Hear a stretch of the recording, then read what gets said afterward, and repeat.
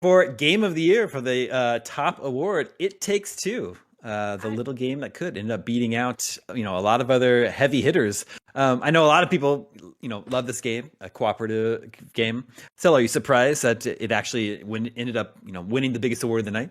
Honestly, yeah. I know that I said for me personally, like my personal top would be of all the games that I've played this year would be It Takes Two or Deathloop. And I honestly thought the toss up would be between Deathloop or Returnal. Right. And the fact that It Takes Two took the prize home tonight, I was like, oh, interesting. Mhm. I mean, the gameplay was definitely a 10 for me, but I think the story was very, very weak and the ending was a little bit it was okay.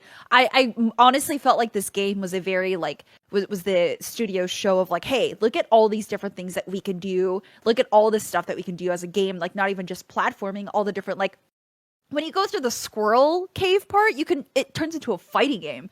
So it seemed like a demo reel of all these things that the developers are capable of. So hearing that I got the game of the year, I'm very happy for them. I think it's a great game, but I'm I think it's a little weird for me, Hmm. but happy for them. It is a Yeah. surprising sort of place to put that game. I'm glad it got its accolades, but I will say that this is a beautiful depiction of marriage or relationships or partnerships of any kind, where moment to moment they're either fun or frustrating. Sometimes it's a fighting game. Sometimes it's a 3D platformer, Yeah. I guess.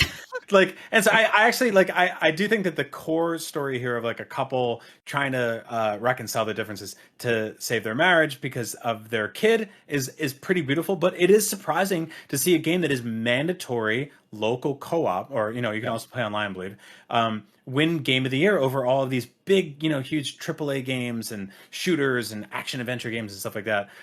This is a surprise winner. It's kind of an underdog, but I think I'm glad to see it here, and I'm glad that Josef Fares, who created the game, was finally allowed to hold a microphone tonight. They kept him away all night, and he finally got it. They will. Yeah.